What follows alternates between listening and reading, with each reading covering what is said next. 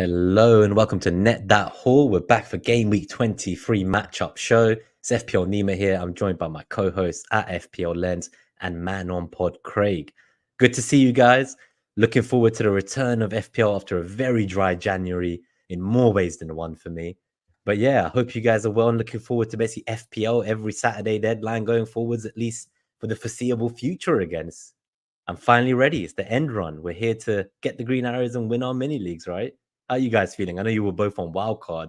I don't know if it's a good time to be asking mid-game week, but I hear things have gone wrong. But yeah, let me know what's happening, guys. How's your Wildcards feel? I was feeling the way you were feeling before this game week. Last game week, I was like, "Oh, this FPL is kind of fun again." And then this game week happened. I don't know how many points I have, but I don't think I have any players today. But it doesn't feel good. I'll tell you that. it feels kind of bad because the players I picked, well, they didn't do much. I don't know. How are you feeling, Craig? Sounds like a bit better than you. I think my score is like bang average, but I'm not going to be going on the above average pod anytime soon with a bang average game week score. I need to be a bit better than bang average.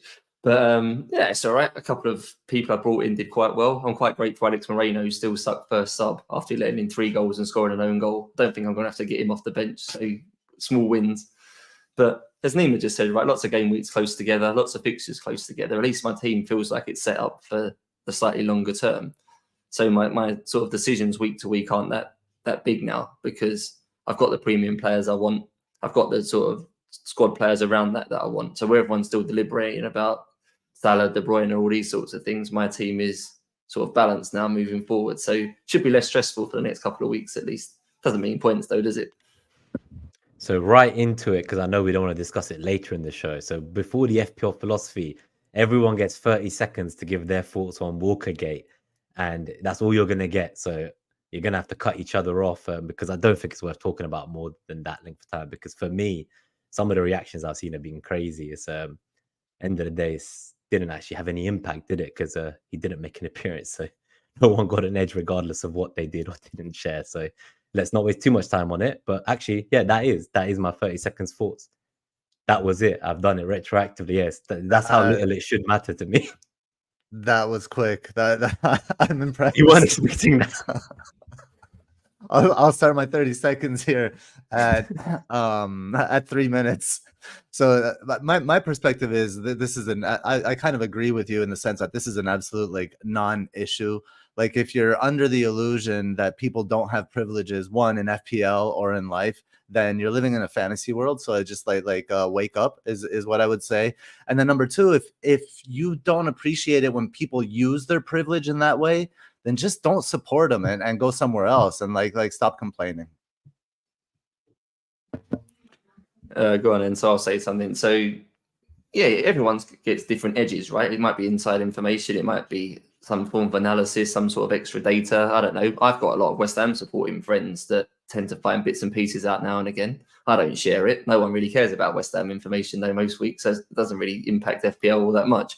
But I wouldn't necessarily share it, but I haven't got the following some people have got. It's just the fact, isn't it, that some people have maybe, especially because the game week was so long, that they maybe in 3 or 4 different pods shouted about Kyle Walker being a good buy and then didn't play him. And I can see why that would upset some people if they've decided to completely follow a content creator like that.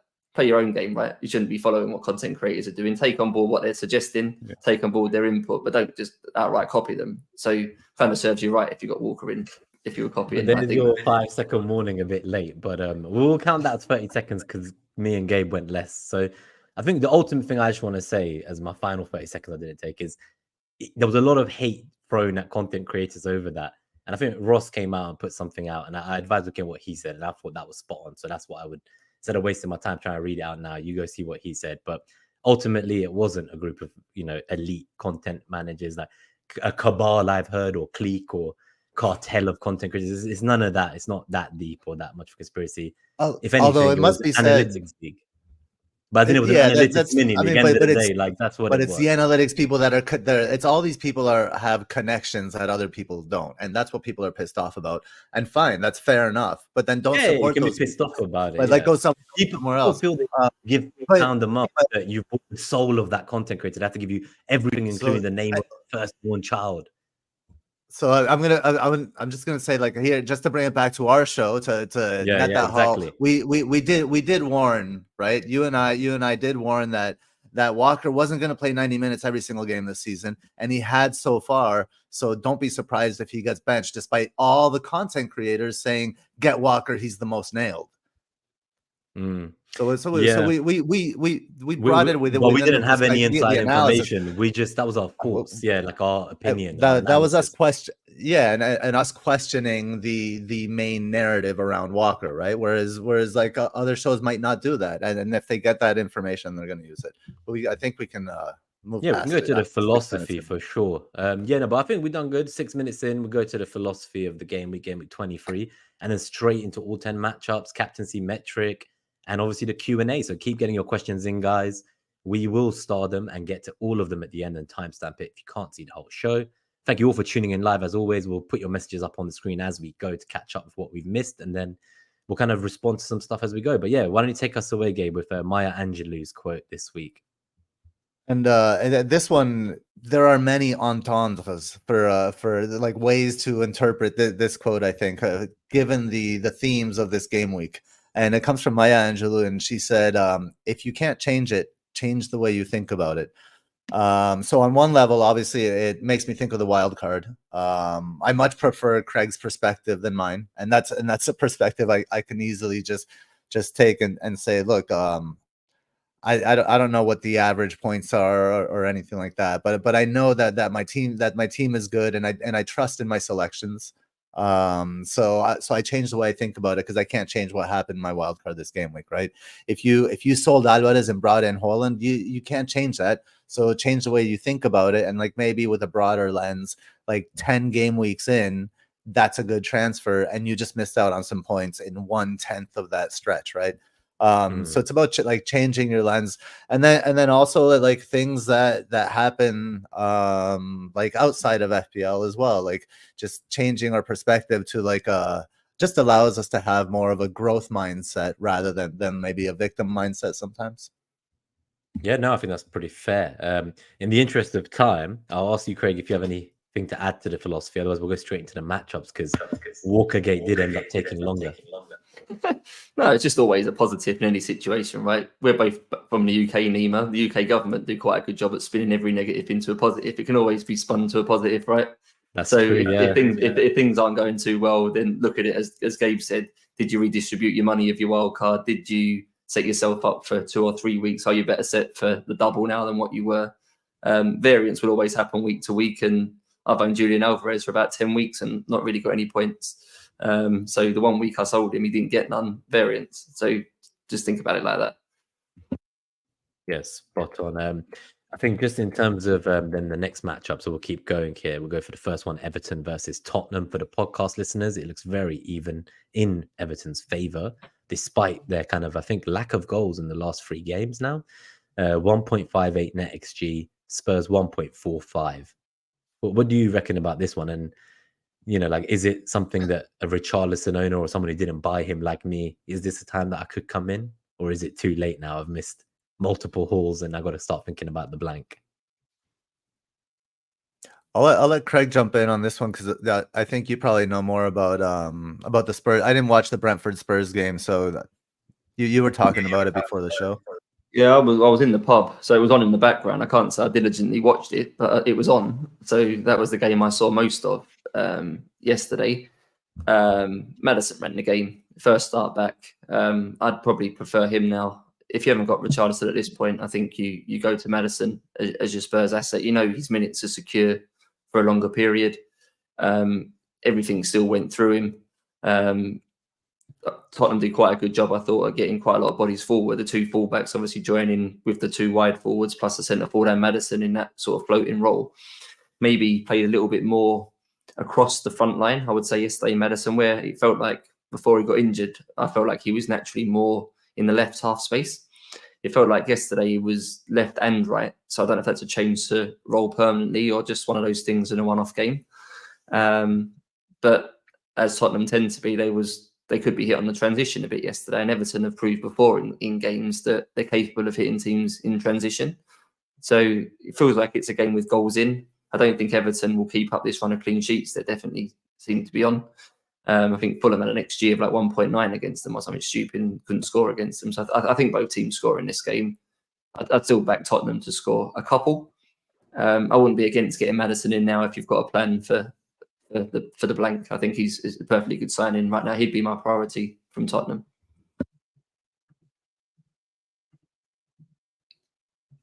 Yeah, I'm just looking here. I think Maddison is the priority from Spurs right now, but I'm just looking at the way Everton lined up. Did Dwight McNeil and James Garner and I didn't see the Fulham Everton game. Did McNeil and Garner line up in central midfield? Is that their who's playing center mid for Everton? I can't comment. I didn't watch it either. I didn't see the Fulham Everton game. I just know Fulham's XG was high. I had a casual look at some stats, but I didn't see any. I've seen the goal, lack of goals, but I saw like a 2-minute highlight package, and I can't say it was something I was really looking at. Who was playing centre midfield? So just, I would say generally speaking, like I think Fulham are more vulnerable on the flanks there. So I don't know if it's quite a Maddison game. It isn't. The reason it is a Maddison game is because he has so many avenues to points, right? He has set pieces. He usually gets bonus when he gets a return. He's usually the provider. Like once Spurs gets to the end line, it's usually that ball back into Maddison, and then Maddison makes the danger happen, whether he's shooting or he's setting somebody else up. So I do agree that I don't think Maddison is an urgent transfer in. I think in this case, I think someone like Gordon with a better fixture. I think you can wait on Maddison for a game week till the. I just don't think this is the ideal fixture for him. On Spurs, kind of like one thing I've noticed from Spurs is like it's kind of limiting Pedro Porro. So Ange wants Porro to hit that right half space, right? But Kulusevski doesn't want to play wide. Kulusevski wants to play inside. So with Kulusevski's kind of, not only does he slow the play down, he also crowds the space. I think Kulusevski's a problem there. I wonder how Ange is going to I don't know, address that. Like, I'm not totally convinced by Spurs just yet. I want to see Maddison kind of dictating the game more first before I start investing in them. Rich Harlison's going to get one here for sure, right? Against Everton. Yeah, Richarlison's looking great. I do kind of worry as well with Maddison now there to feed him. It just kind of makes that decision difficult for me. It's like, do I go for Maddison and try to go for that upside and hope that actually he's the better pick now long term? Or do I still go for a Richarlison? Now, Son being back would make a big difference. So obviously he progressed to the next round of the Cup. He's in the quarterfinals of the Asia Cup, I know, because Iran's there too. And we're playing Japan. And yeah, a lot of people from South Korea are asking me to knock out Japan for them. But I'm a bit concerned because Mehdi Taremi is suspended. Our UCL striker got himself banned. So let's see how that goes. Anyway, the point was that because I do think Son will come back imminently, I do wonder if I would now go for a Maddison. Now, if you had a Richarlison, obviously I see in the chat people saying obviously they still want him. And yeah, I think I would obviously hold him. And as you said, I see him doing well for a foreseeable up until the blank. And then at that point, you could decide if you want to keep. Tottenham looks like one of the teams that should play in 29. So if you're looking to go chipless that week, I do think we're all going to be looking to have triple Tottenham as the main cover of that week. So yeah, again, like maybe you don't even sell them in 26. You field 10 players and you just keep Spurs. I'll definitely be selling Richarlison before then. So I've got him now, but he's likely to be my move to Shota. I would think that's likely to happen regardless of what happens with the double. I could sell him. I've got one Man City space in my squad as well if I want to use it on De Bruyne, and I've got the budget to do it. So I think if there is a danger, I think for a lot of managers at the minute with Game Week 29 in mind, to think I'll keep X, Y, Z player because they play 29. But that's a long way away in terms of game weeks. And I think it's very easy to maybe think too far ahead with decisions like this, with decisions like bench boost. I think managers can sometimes think, I can't make this move because in 5-6 weeks, that's not beneficial to me. But you still got to get points in the next 4 or 5 weeks. And if you feel like there's better options than Richarlison with more minutes and more fixtures, I think you deal with game week 29 nearer the time, even with the odd hit or something. That's my plan. Richarlison will go. And realistically, by sort of game week 27, 28, if I want 3 Tottenham, I don't think he'll be one of the 3 I'd want anyway. I think certainly Maddison and Son, based on what we know right now, would be preferable. So I think that you've missed the boat if you haven't got Richarlison now. I think if you're on the mindset you want Tottenham moving forward, just get Maddison. I suppose we'll wait for Son. Like but by then it's like getting close to the blank. So maybe that's a later thought. We'll move on. But I have started the questions as well. There's some questions about Spurs in general. So I think we'll definitely be speaking about Spurs more after the captaincy metric and when we look at the matchup summaries of the week to call out the top ones. So I think we'll come back to Spurs anyway again.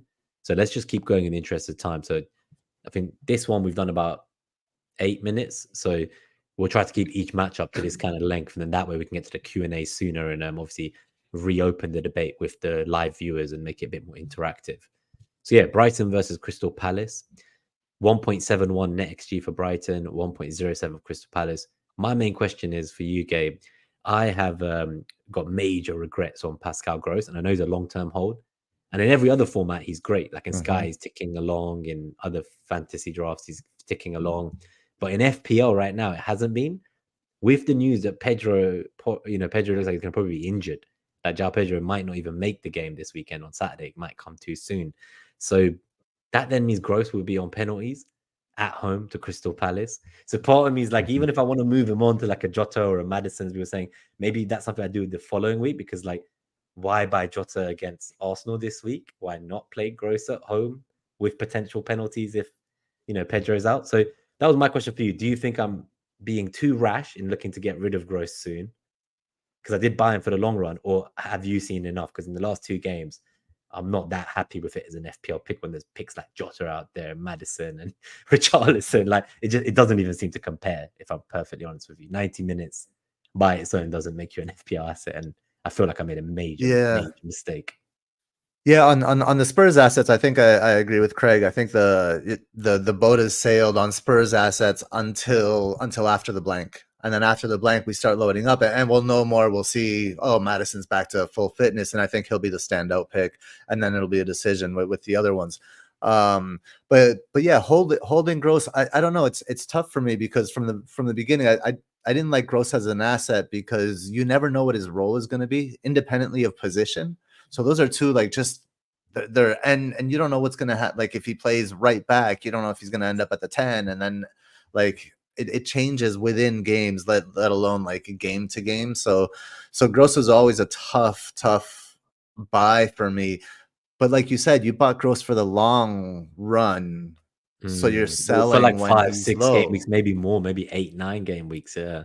If that was the plan, then I think that's because you view Gross a certain way. So I don't know if it has. But what's changed is I'm staying on 2 free transfers, and now I'm wondering whether I wouldn't sell Alvarez this week for Haaland anymore. But so now it's like, where do I strengthen? Who do I remove instead?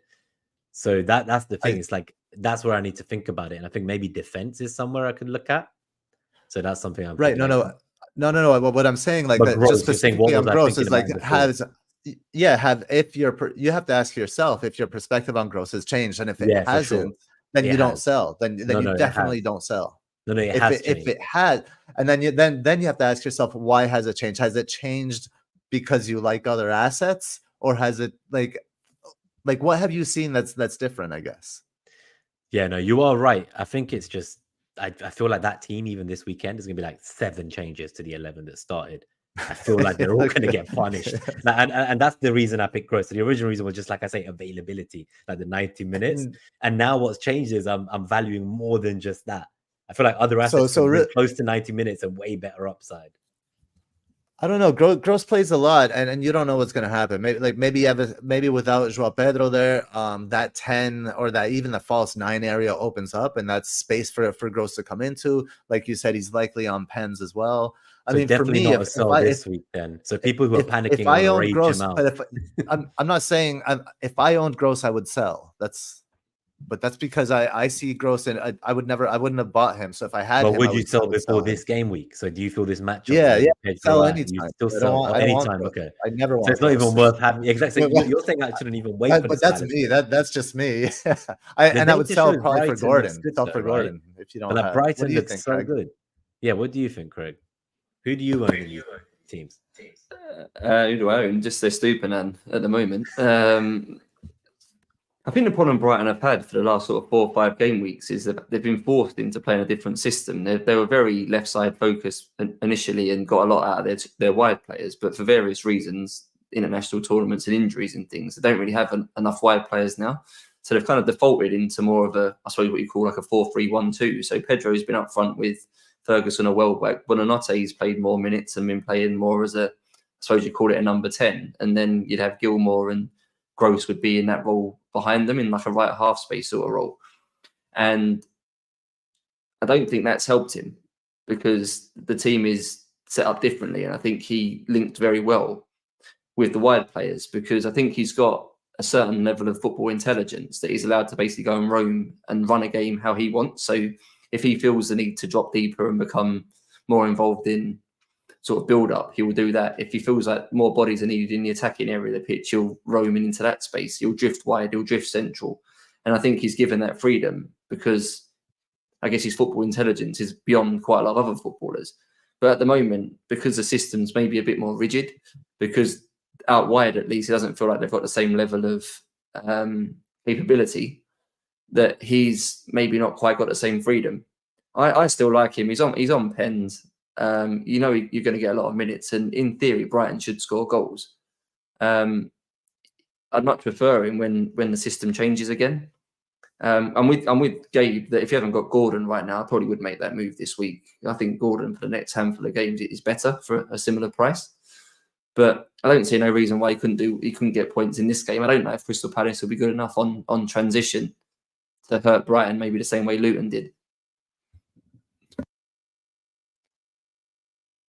Well, another thing about that kind of turns me off sometimes about Brighton assets is excuse me, is Roberto De Zerbi, and like he gets arrogant. He starts like doing shit, and it makes absolutely no sense. The back three he played against Luton was absolutely shambolic. The fact that they couldn't get around that Luton's press was absolutely terrible, and that's like nobody knew where to go in that system. He changed the system and got trounced, and deservedly so. And just that just doesn't bode well. And even as an Estupiñán owner, he's an obvious hold, but it always makes me nervous starting someone from Brighton. Just that little bit. So there are plenty of assets. Yeah, the strategy is just so high risk, right? High risk, high reward. But I think when to become a really elite manager, you need to know when to sort of rein it back a little bit. And I think at the moment he's just far too aggressive. I think with the way he wants to play, I think he's got good ideas, and maybe he is part of the new revolution of what football will become in the next 5 years. But he doesn't adapt for the opposition, I don't think, well enough.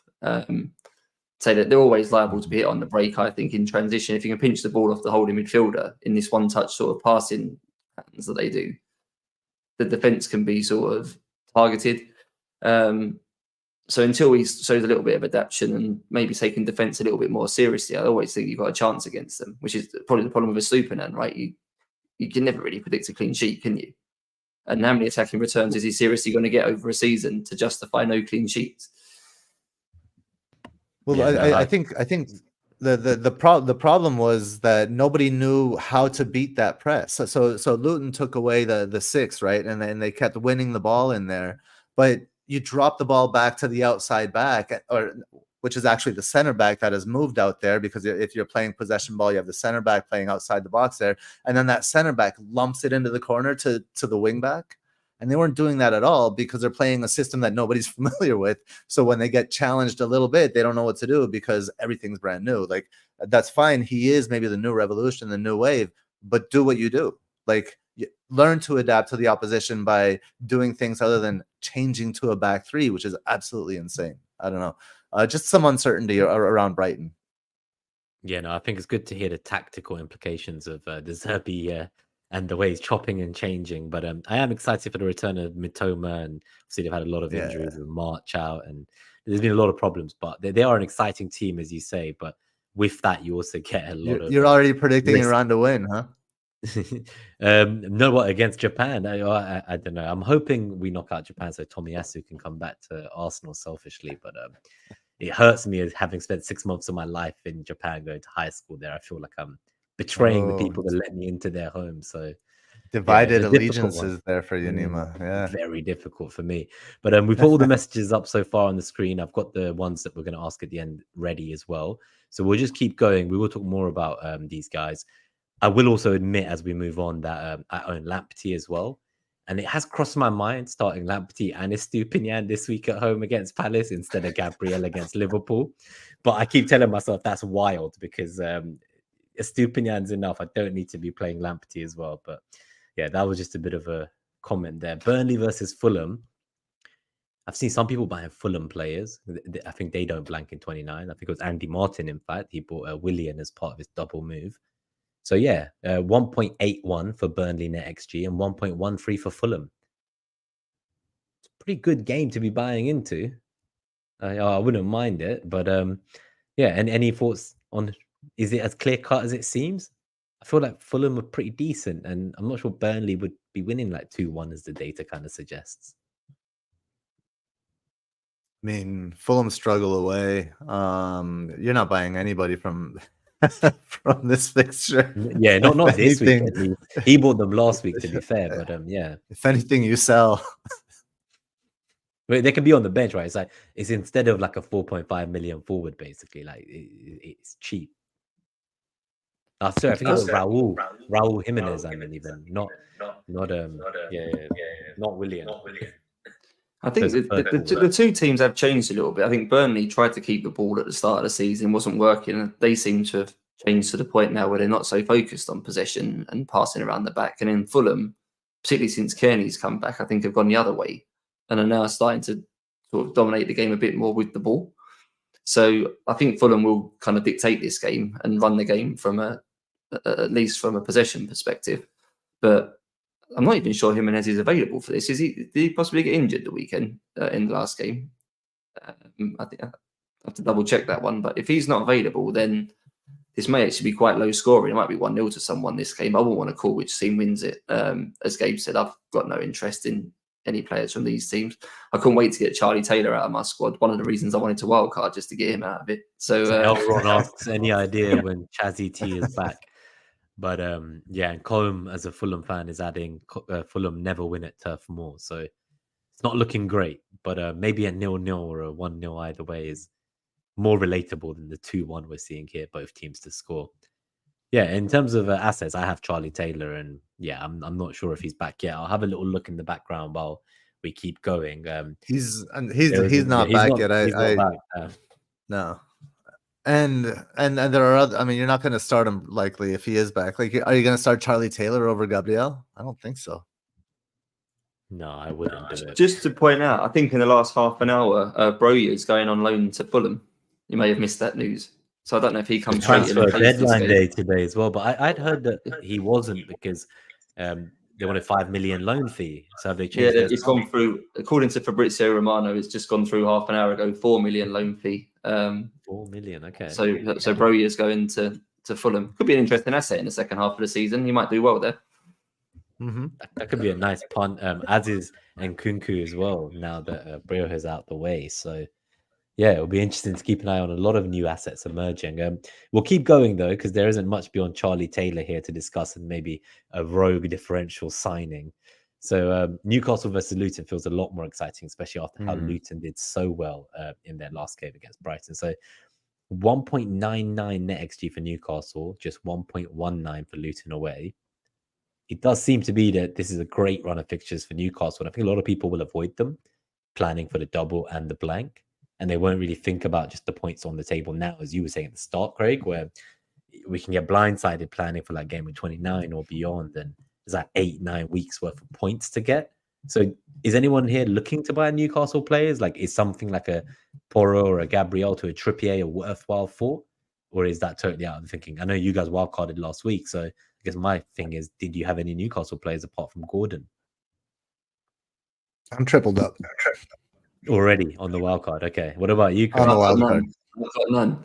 But it's so and it's so funny to see such different wildcards, isn't it? I love it. I love it. I tripled up for this run, and these fixtures are just outrageous for Newcastle. So I mean, I've had Gordon since I think game week 5 or something like that. He's going nowhere, probably season keeper. And I have Dubravka and Burns. So for 8.5 million, get double defense. Hope that should cover. I feel like that should cover Trippier. Maybe we'll see. I do have Dubravka. Sorry, I forgot about him. But he's my backup goalkeeper. I'm starting him. He's my backup goalkeeper. No, I'm starting because I've got Areola. So I've been waiting for Dubravka's time to shine for a few months now. It feels like these game weeks have dragged on, but finally Areola is off my team after tonight's game. We think Gordon's going to be centre forward here, right? Because Isak obviously went off injured against Villa. Wilson's not back, so yeah, I think he's a very good hold. Problem for you, Nima, with Gross, I think it makes complete sense to go to Gordon. I don't know which midfielder I really want to drop right now. And on the basis, I've still got an eye on Jota and I've still got an eye on De Bruyne. I haven't really got space for 3 midfield moves in my plan. So I'd have to not have one of those other 2 I'm moves. thinking to wait. So I don't know if I really need to get Haaland this week. There's a short turnaround between game week 23 and 24 because they obviously play on the Monday night this week. So the turnaround's a bit shorter till the following game week. And it's the first game of the next game week in game week 24. So I feel like based on what we were saying earlier about like me being patient and team news, there will 100% at some point somewhere online on Twitter appear a Man City leak. And if I saw Haaland was starting game week 24, I'm more confident selling a Solanke, Watkins or Alvarez for him. Whereas based on how Alvarez performed, now I'm feeling, I saved the transfer last week. I kept Alvarez because I was like, okay, Haaland isn't starting. But how do I know it's not going to be a repeat again on Monday? He only played like 19 what happens? Haaland. What happens if Solanke scores a brace today? But then I've got how are you going to feel then?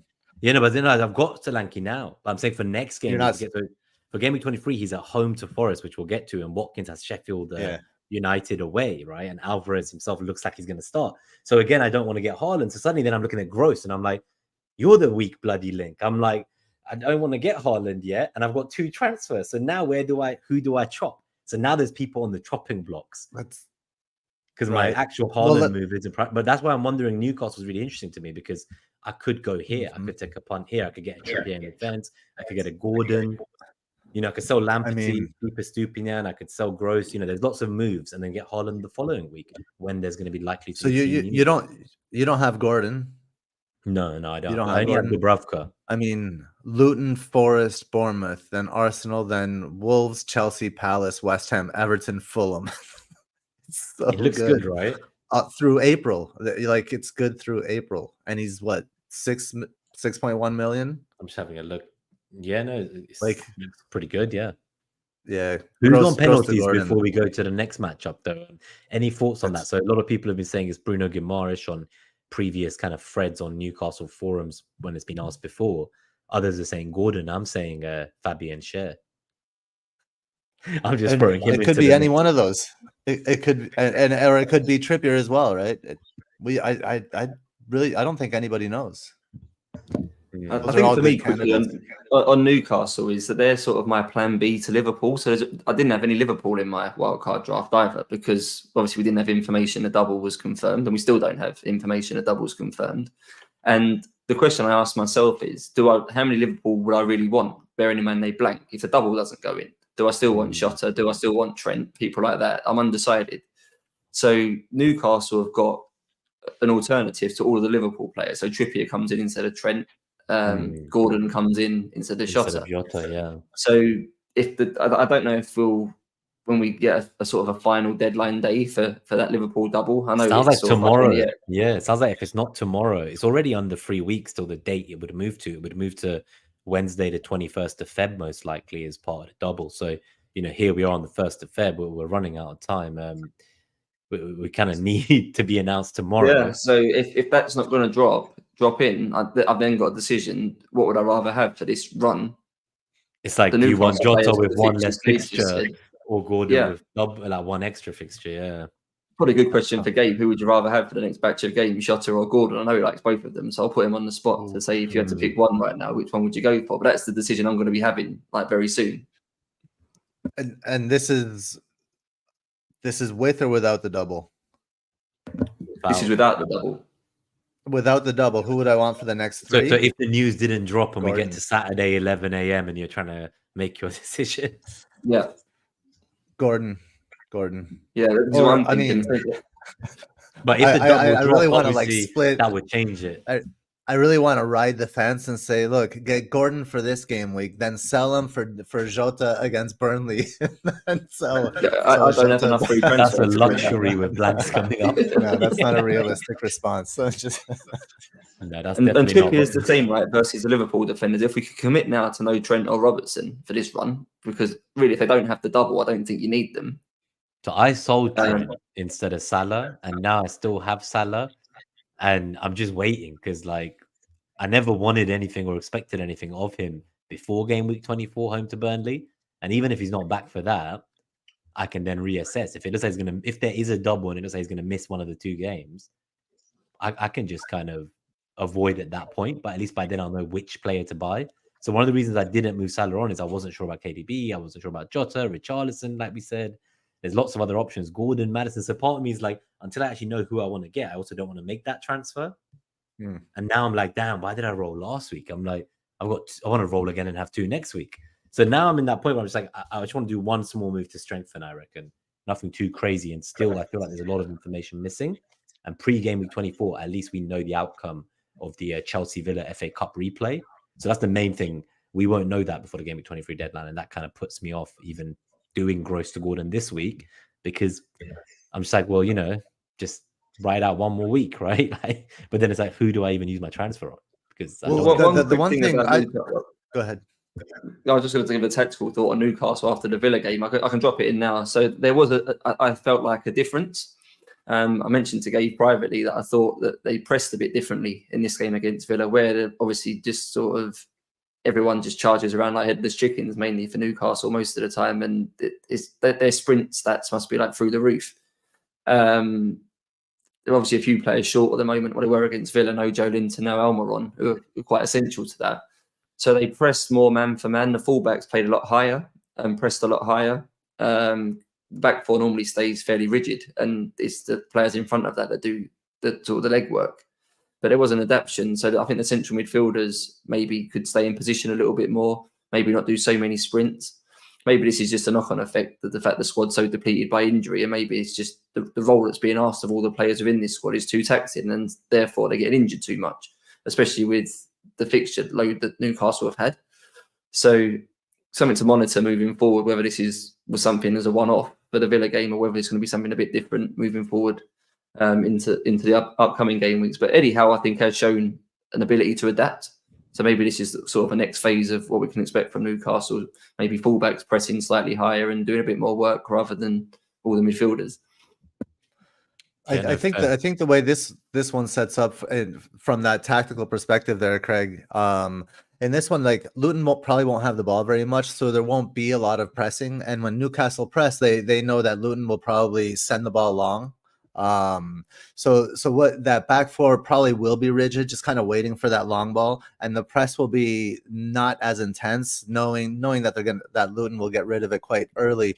But I think like when Newcastle kind of recover that long ball, I think they'll break up that right hand side. If you look at the zonals there, the right zonal, really, this one really it does line up really nicely for Trippier to haul here.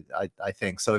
If you are kind of like on the fence about transfers, or Nima, if I were you, like, and you're sitting there with Trent, going to Trippier, I don't think is a terrible idea there. I think in hindsight, maybe the one true like mistake I made in my wild card is maybe keeping Trent. Okay, so maybe selling him wasn't the worst idea, and if Salah is back by game week 24 and I've already got him, then I'll feel a bit better about all the missed KDB points in the meantime. Or the Jota points. That's what I mean. Like I just don't want to commit yet to anything to do with 25 or 26 until I see actually the replay before 24, and if the Liverpool double game week gets announced. There's like, for There's me, I a- need those facts to happen before I'm willing to commit completely.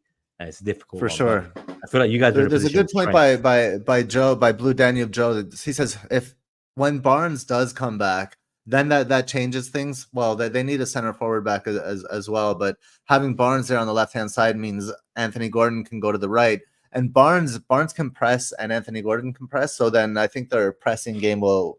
I think we're going to see a change a couple more times this season. Okay, I love how deep we're going into some of these teams and the tactics, but I've realized that the 8 minutes I said was more like 15 for the last few matchups. So we'll go to Sheffield United versus Aston Villa, which no doubt will be just as long because we have our Villa man himself, Craig. So maybe after this one, though, as we get to the 5th matchup of the week, we will regain pace in some of those games, like Burnley Fulham levels. We will need to speed up. But yeah, we won't speed this one up. For your sake, Craig, we'd love to hear your thoughts on Villa. No, I was going to keep it down, actually. I was going to do you on Walkergate. Expectations for loads of talking and actually not much talking. Go for it. We're underperforming right now. It's clear no Pau Torres has had such a big impact on the way we're playing. Longley, I think, to be fair, has done an okay job filling in for him, but we're lacking something progressing the ball without Pau Torres. I think Douglas Luiz is maybe playing a bit deeper to try and help progress the ball. Bailey, I think we're so much better with him in the team at the moment, and I think he's carrying a few little knocks and niggles, so his minutes are being sort of monitored. John McGinn, one game plays on the right, one game plays on the left, and things like that. He's getting moved around a little bit. I think just at the moment we're a little bit inconsistent. Everyone will remember the reverse of this game when I think probably we all captained Ollie Watkins for the Villa Park game, and we needed a 95th minute equaliser in that game. I got rid of Watkins on Wildcard because I didn't feel like the team was maybe setting up for him right now. The fact Tielemans is back probably helps, but until we get Pau Torres back, I think Villa are a hard avoid because I know you shouldn't rely on one player to this level, but he's so important to us progressing the ball into attacking phases of play that we just haven't got a replacement for him. And until we get him back, I wouldn't be against selling Watkins. I think for you, Nima, you was just saying before, I can't sell him. He's playing Sheffield United. Well, this week, if I knew Haaland was starting, I was originally going to sell Alvarez, but now I'm debating if I don't get KDB, I might just keep Alvarez there ready for the double game week. And then suddenly eyes turn to Watkins with the money invested in him or Solanke. And now I'm feeling, am I just keeping Solanke for a future double that could happen, but it might not be till 34? And I might have wildcard about it. So part of me is like, so maybe Solanke's the one to go because Watkins, I expect more from Villa than I do of Bournemouth overall. So there's part of that kind of worry there as well. I don't know. Solanke's like 2 million cheaper though, and his XG over the last sort of 6-8 game weeks is far superior to Watkins. So you can save money and get a player. He has the penalties that Watkins doesn't, right? Yeah, I just felt like of all the strikers in the game right now, there's 3 better than Watkins. You got, say, the 2 Man City guys. You got Tony. You got Solanke. Great as well. Even Darwin, as infuriating as he is, I think I'd rather have him than Watkins at the moment if I was given a choice between the two of them. It would be more entertaining, wouldn't it, if you were watching it from your FPL team's point of view? Just seeing, what was it, 4? Was it 4 times he hit the crossbar or 5 times? Was it 4 times he hit the frame? Yeah, the frame of the goal. 4 times. It was 4 times. Wow.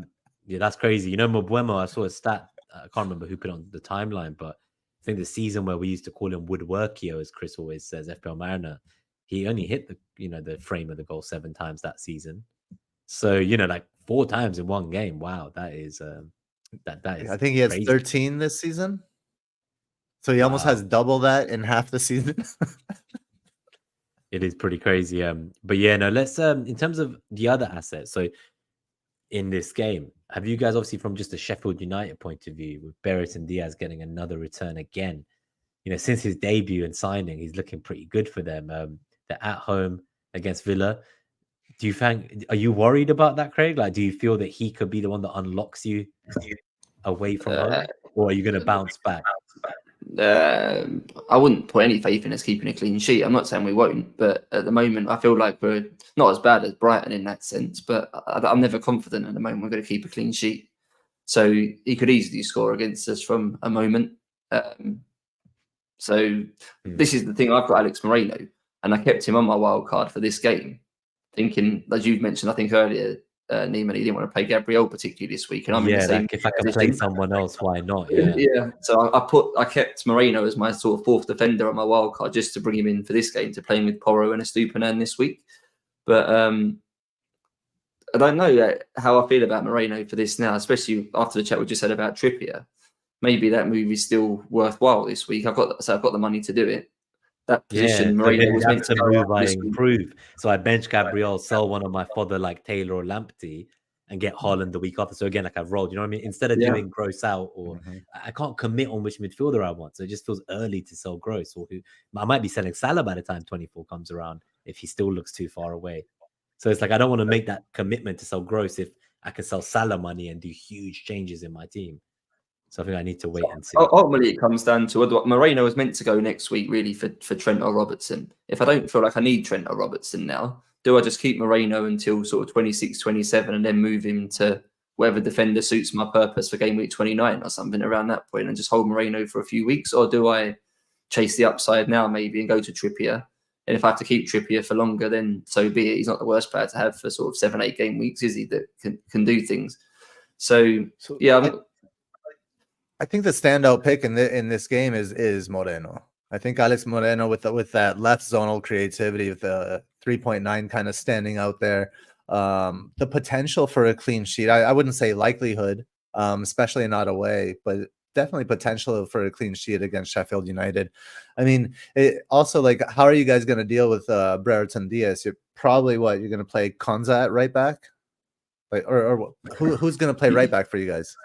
Well, I don't know what's going on with Diego Carlos. You'd think how attacking will Emery be in this? I don't know. Logic would say our best back four is Konsa right back, Carlos in the middle with Torres. But we played Cash in the last game and played Konsa in the middle, and Carlos was on the bench. But the fact we lost and we was outplayed quite considerably against Newcastle makes me think we might revert. But I say this is a team against bottom of the league. So maybe if we are going to play two attacking fullbacks, will it be in this game against the team bottom of the league? But I don't think so. The reason I don't think so is because Sheffield United, somebody said in the chat that they're starting to score. Maddie, FPL Maddie win a lot.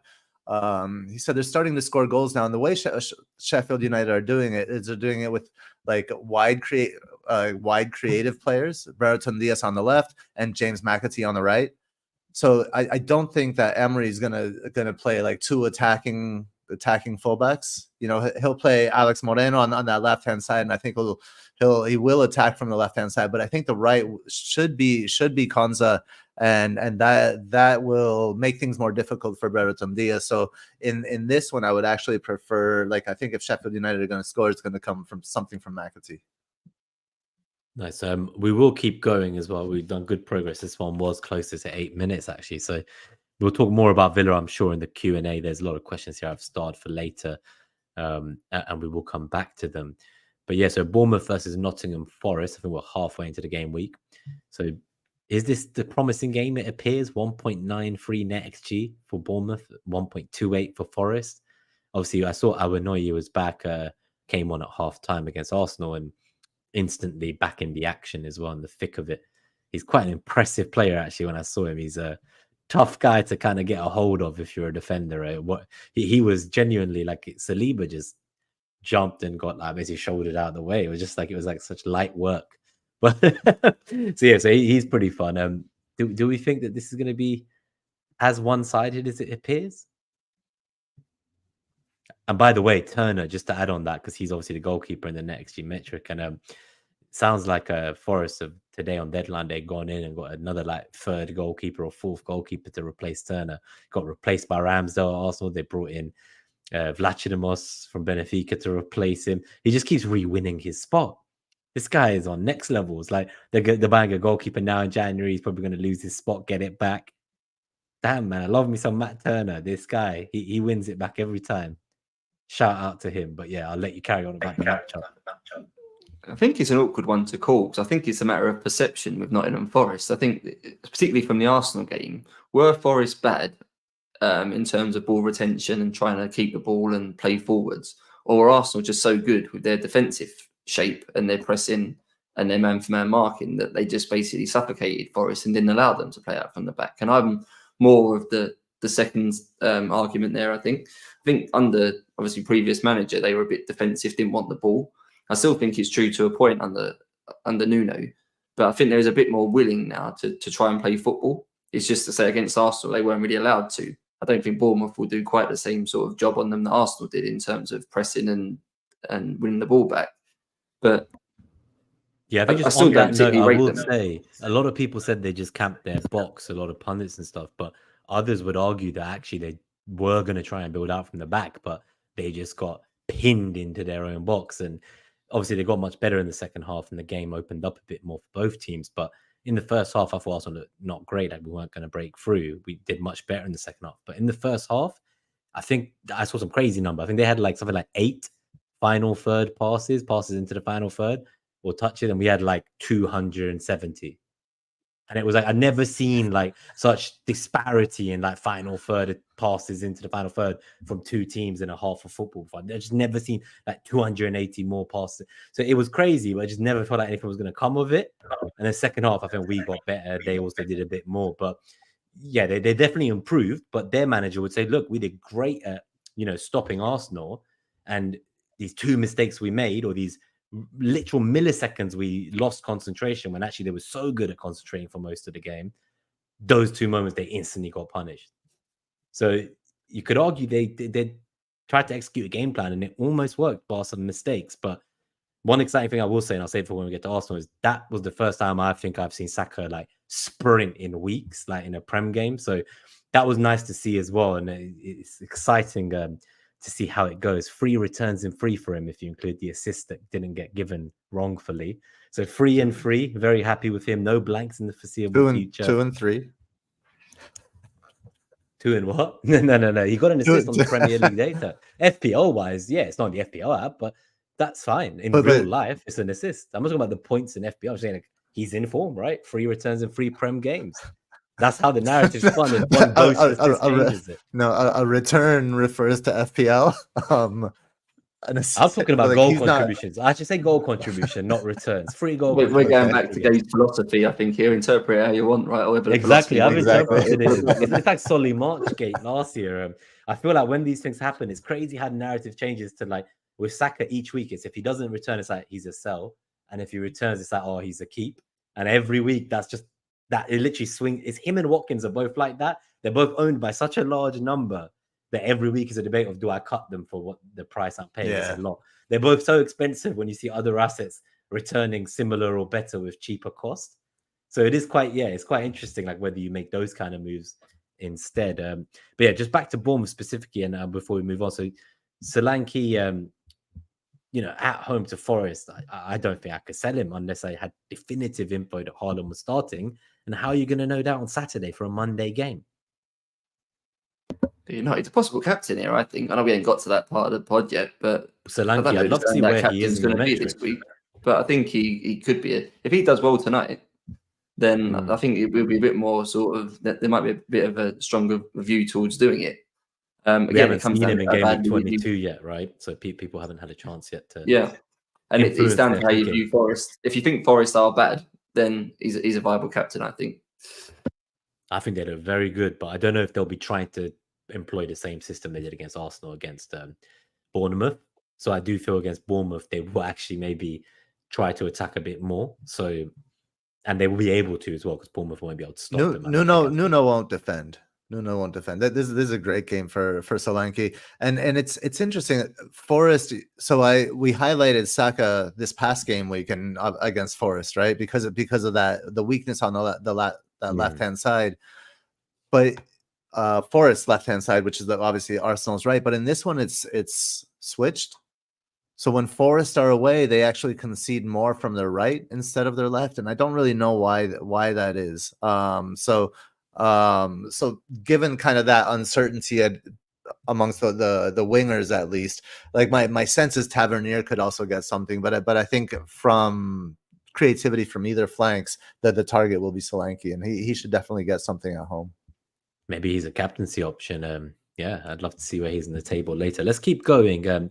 and then we will come back to some of these assets. But we're just making up for some lost time here. Chelsea versus Wolves, 1.85 NetxG for Chelsea, 1.4 for Wolves. I saw a really nice graphic today. I think I'm going to try to share it online after for anyone who's listening. It showed all the Prem clubs so far and their expected points total and their realized points total. And most teams, right, like they're doing a bit better or a bit worse. With Chelsea, they're doing so much worse than their expected points that I think it must be like in the whole league, the team with like the worst return compared to what they were expected to return based on how they've performed their data.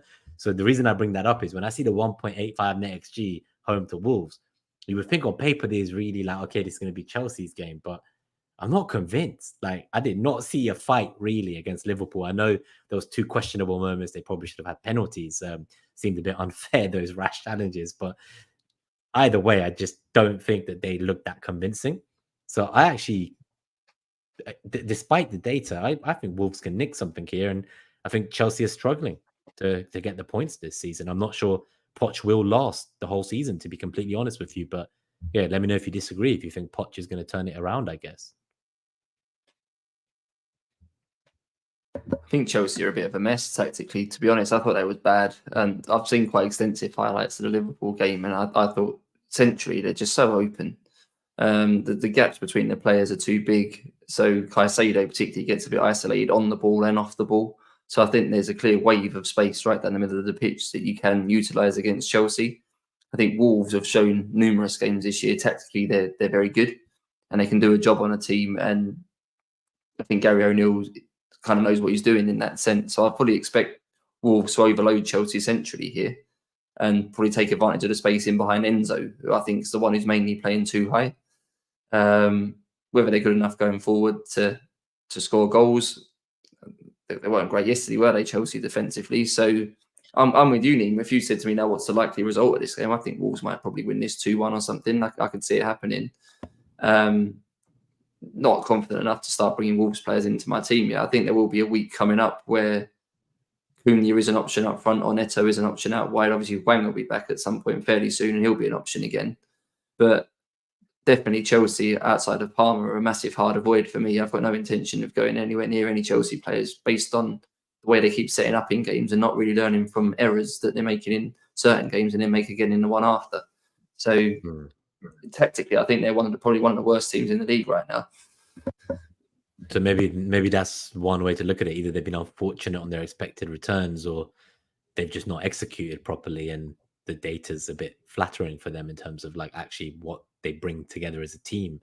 It feels perhaps like, now they've got individuals that can so they've been missing him, right? And Kunku, I feel like him not being there pretty much the whole season, got his first goal for the club. Like, I think as Blue Danube Joe says, like that can change. And I don't really care about Chelsea Coleman. It's just I was really, the one time I was hoping they'd take some points from Liverpool and do something, and I don't know, it just kind of felt really disappointing. Like I went in there hoping they could do something, and it just made me believe in Liverpool's title credentials even more, playing like this without Mo Salah. They've got good individuals, right, Chelsea? I think Man United proved this under Ole Solskjaer when he was their manager. That quite a lot, they weren't great tactically in games, but Bruno was doing well, Rashford was doing well, and individual moments, they still managed to win games. And Chelsea have got similar players in their squad that are capable of changing a game with a moment. So that's how Chelsea are going to win games in the way Man United used to. It's not going to be with good tactics. It's going to be with individual players doing individual things. And do you want to rely on that in terms of getting fantasy points? I don't personally, but good players do good things, right? So it could work for them. Well, Palmer cap maybe is something we can think about later as well when we get to captaincy metric. I wonder where he sits, because he's someone who, on paper, it looks like it's a great option in this match. But what do you think, Gabe? Is this tactically going to suit Palmer? What do you think of when he plays, I guess, as the 9 versus playing a bit deeper? I mean, he doesn't play like a true all-out 9, right? So he does roam around. He'll drop in. He'll shift wide as well to open up space. Do you think that's worse? I guess. Like, do you think that it's better for him if he's not the one playing as that 9? I think the sample size is too small. Okay. I like from what we've seen, I think he needs space in front of him. I think he benefits most from space in front of him, and he may not have that if he's playing too high up as a 9. It depends who's playing around him and the way they're playing, though, because him being up at the 9, he could recycle his runs and create space. So, but these are all things that depend on tactics and like team synergy and cohesion. And like you guys have been saying, Chelsea have none of that. They haven't really had any of that all season, other than the times when Nkunku has been on the field. Because when Nkunku's on the field, then they have a kind of like the twin pillars of Palmer on one side, Nkunku on the other side, and that's like, if you think of like a steering wheel, like they can drive things like that. But one thing I will say, I mean, Chelsea in the last 6 home games, they're averaging 2 goals per game at home. So they are putting up numbers. They're putting up stats as well. They have the second most big chances in the last 6 home games as well. It's they have 23 big chances. Only Arsenal have more. Now they've only scored 10 of those 23 big chances, and maybe that's the problem we're hinting at. I think it's a little bit of all the things that you mentioned there, Nima. It's both like just a lack of quality in the box. And the one thing, and I wrote this in Kunku report that I put at the beginning of the season. I posted it, and in it I talk about how at Leipzig they developed Nkunku's ability to kind of hold the ball in the box, and he doesn't hold it with strength. He holds it with technical ability. So it's like little touches here and little touches there. And we saw when he came on against Liverpool, we saw the kind of goal he scored, how many players he had around him. He's totally comfortable having 5 players around him in the box. And that will give Chelsea more of a presence in the box. Once Chelsea has a competent presence in the box, that gives time for Cole Palmer to also enter the box. And then when you have both of them operating there, I think you're going to have like a similar relationship that Nkunku had to Szoboszlai at RB Leipzig, and I think they'll both start firing. So I think there's potential there. But the biggest problem is what Craig said, is that those center mids are getting pulled apart, and there is a big hole in midfield when that should be a strength of Chelsea's team is their center mids, and because of the faltering tactics, it isn't. And Wolves, by contrast, their center mids are they're smart and they're strong, and they're really tough to play against. So I think this game is quite unpredictable, but I kind of see goals in it. I see like maybe even like a couple for each. So I wouldn't be shy about like Cole Palmer. I wouldn't be worried about that at all. I think he could easily get something here, and as can like Pedro Neto on the other side. If somebody has gone in kind of early on Wolves because of their fixtures, I wouldn't be surprised if Neto gets something here as well. How do you feel about Chelsea against the back 3, Gabe? You think that's going to be a problem for them? Against Chelsea against a back 3? Chelsea playing against the back 3, yeah. So it depends. I'm not sure exactly how they're gonna like. Is Nkunku healthy? Can he play? Yeah, I think so. I think he's pretty much getting there. Yeah, I think he can start 1-2. Like so I would say against the back 3, if they do what what's his name, Rob Edwards did, right, against Brighton, and switch the 2-1 to a 1-2, then Chelsea will be fine. Honestly, I don't think Pochettino is much of an inventive manager. I think he lacks imagination, so I don't think he'll do that. So I think they will struggle against the back 3. Fair. We'll keep going. I'm sure we'll come back to these teams as well a bit later on in the Q&A. So we've gone past halfway, so 1 hour in. Thanks everyone who's tuned in live. There's almost 40 people here watching live. So please do hit that like button. First time we're asking 1 hour in. If you've enjoyed the show, if we entertain you, made you laugh, or learn anything new, please do hit that like button and subscribe if you're new to the channel. But let's keep going straight into it. Man United versus West Ham. Yeah, so what can I say? 1.65 NetxG for Man United, 1.65 NetxG for West Ham. It's very rare it would be so tight.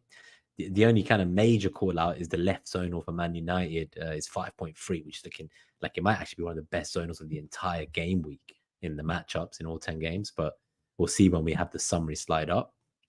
Yeah, what do you guys feel about this? Because United play tonight, so we've obviously not seen them in game week 22 yet either.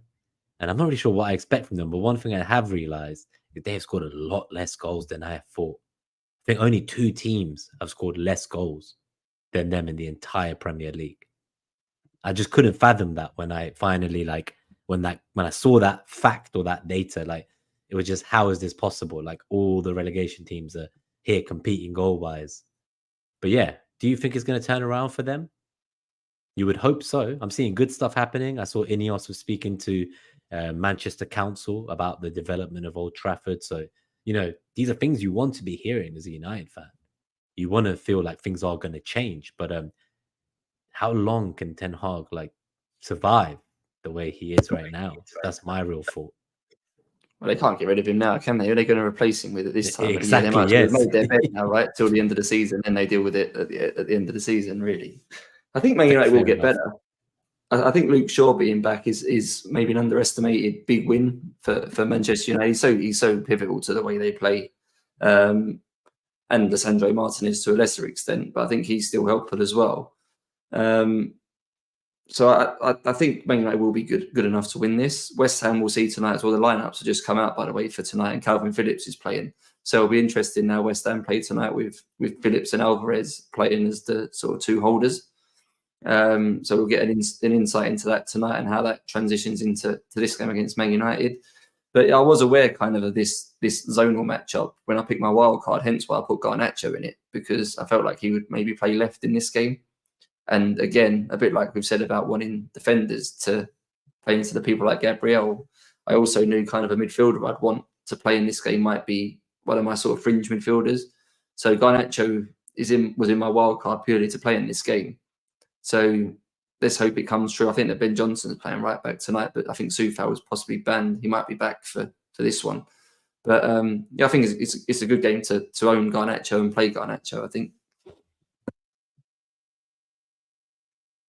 Sorry, I was on mute. I'll let Gabe go, but you know, obviously we definitely expect them to get better.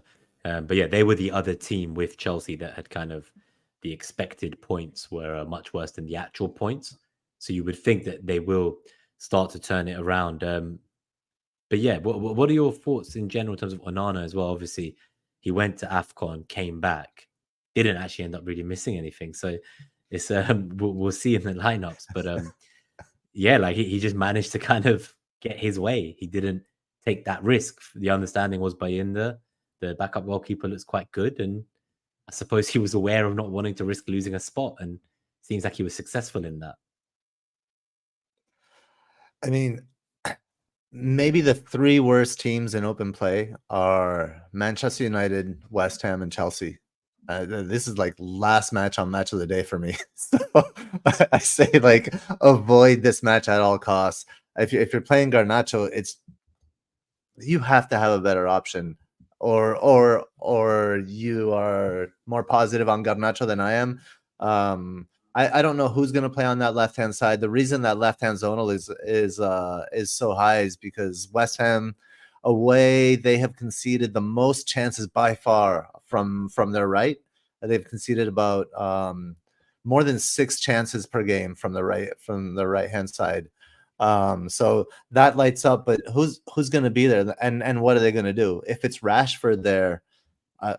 I mean, we haven't seen Rashford all season, right? So we don't know what he's going to do if he's there. I think if you're a United fan, you probably prefer Rashford there. Garnacho I'd want him to start. Yeah, I would probably want Rashford to start. You would want him to start on the left, right? And so that puts Garnacho on the right.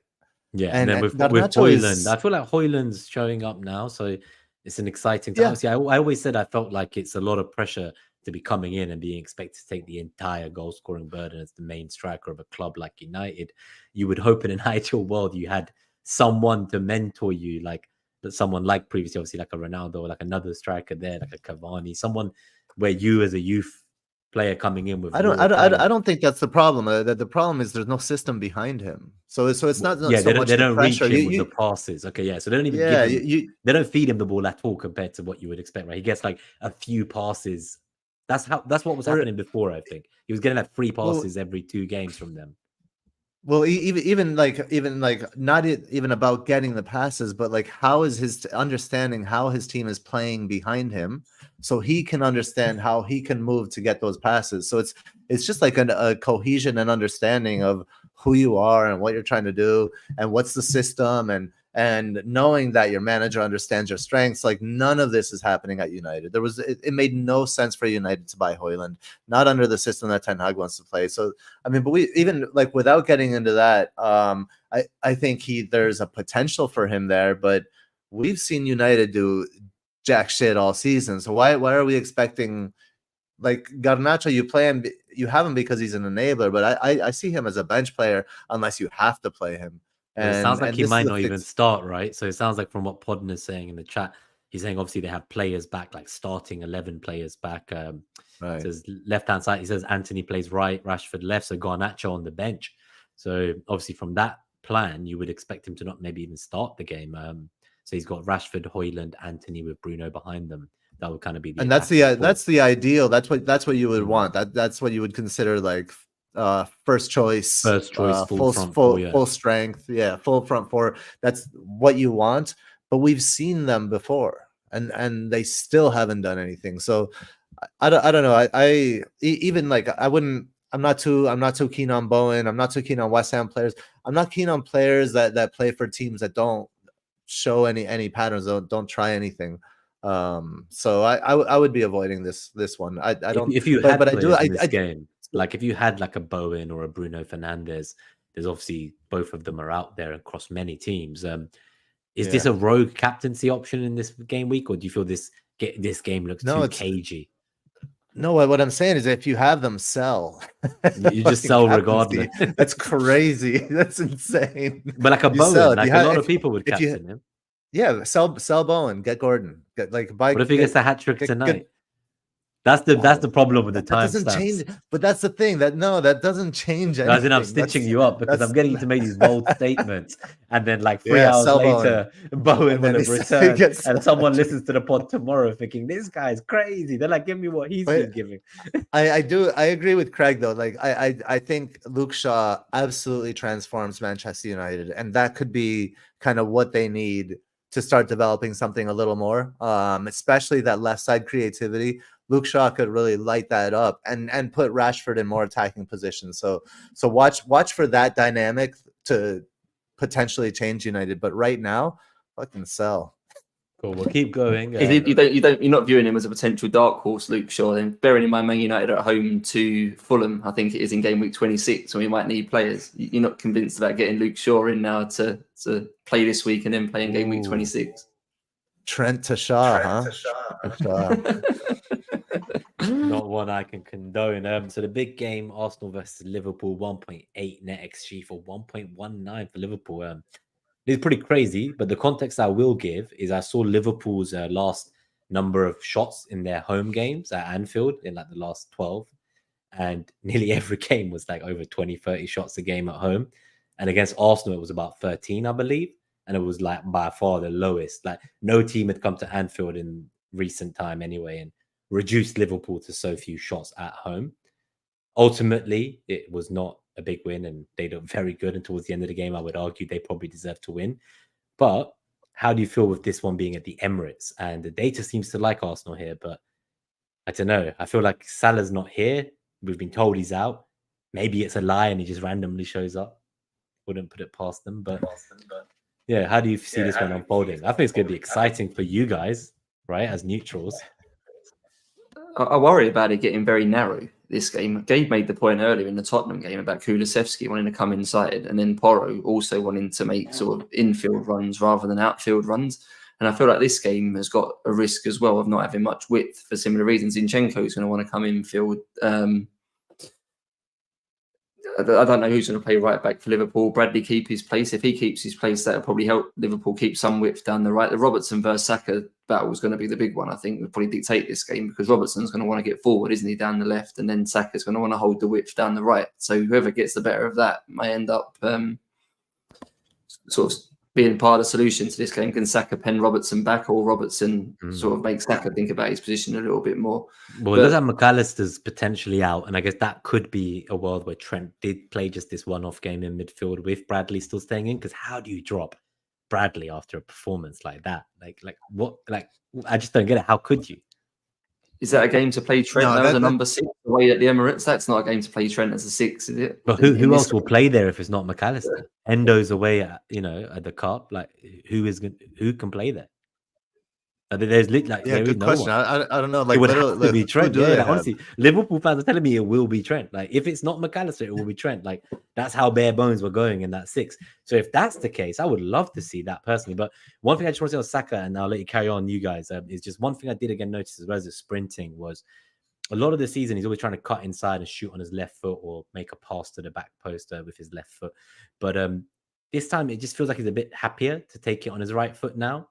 And he's got to put a bit more thought into it. Like I noticed, like he's got to think about how he hits the ball, the technique he uses. But he did get his goal in that angle in this game from his right foot as well. But it wasn't good. It's not good. No, of course he's not great with his right foot. That's why he's always tends to go on his left and try to cut inside. But what I'm getting at is, it seems he's trying to now actually find other ways around these teams and getting doubled up. And so I think in a game like Liverpool, I don't expect Liverpool to be sitting in and camping back. I expect this to be an end-to-end game, hopefully. That's what Liverpool will want, and that's what they'll try to do. Whereas Arsenal will try to make it more about control and limiting and reducing Liverpool's options to get shots. I think Liverpool would make huge diagonal balls to that Zinchenko slot, trying to get past him over his head and just run riot. Now, Salah, that's how he scored in the Cup at Anfield.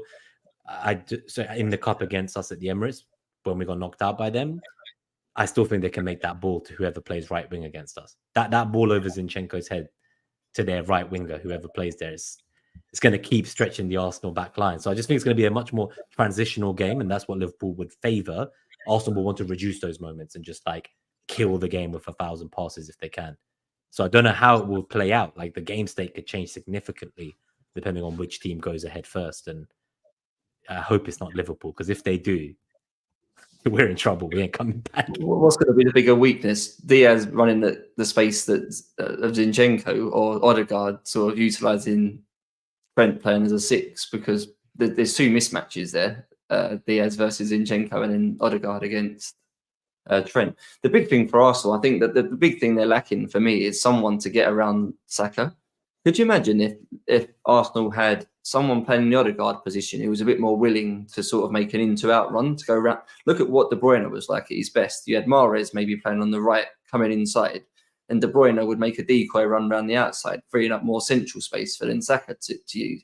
Odegaard has got no interest in doing that as he getting around the outside. I'd love to see Odegaard play on the left of the midfielders and maybe play Smith Rowe or something. I was that really would be crazy to see. Yeah, Smith Rowe, I do wonder. That's the big question for me.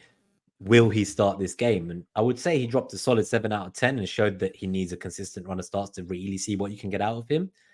But he's going to have to go now because Partey's nearly back. And if he doesn't go and cement that spot, not only is there Havertz, but really I think we're going to see a lot of Rice, Odegaard, Partey as the free this season going into the end run. So this is Smith Rowe's chance now to make that claim, stake that claim before Partey's fit. And I don't know if he will. No, he's got no claim.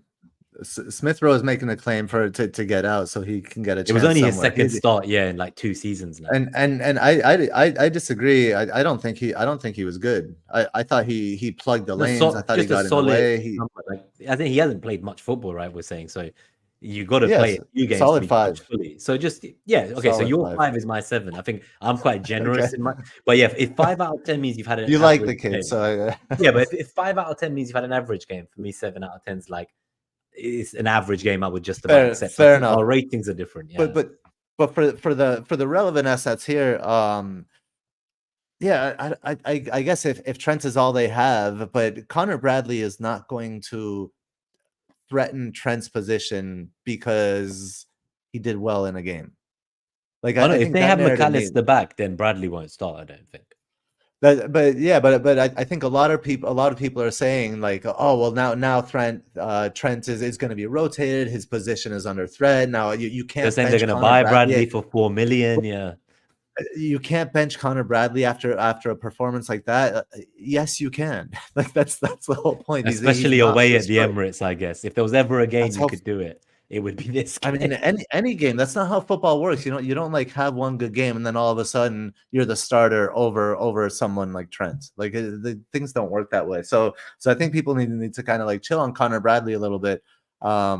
But Trent in midfield, and especially in this one, it's not good for Trent. I don't think it's good for his creativity. I think he'll be busy doing a bunch of other things. And I think Liverpool are going to try to get, like you were saying, Nima, get the ball away from that central midfield area as quickly as possible.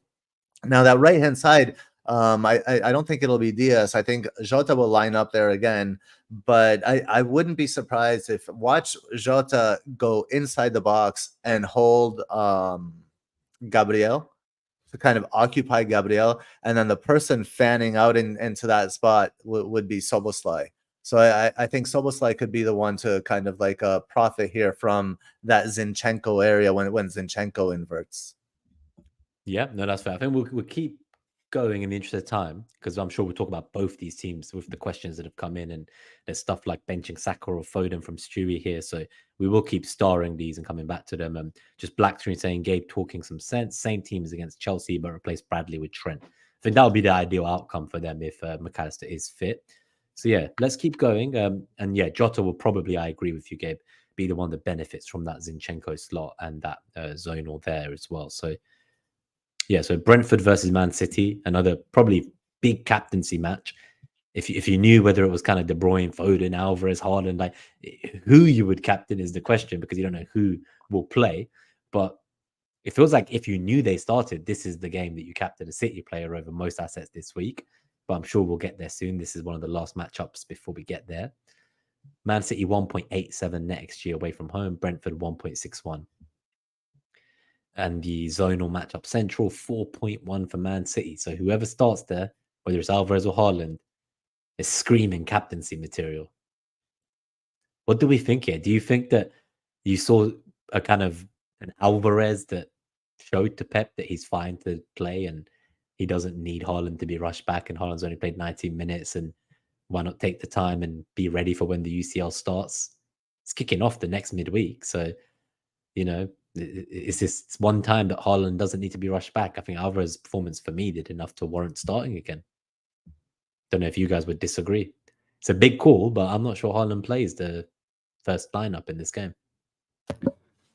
I don't think he'll bench Haaland and De Bruyne, though. I think one of the two will start and the other one will be on the bench.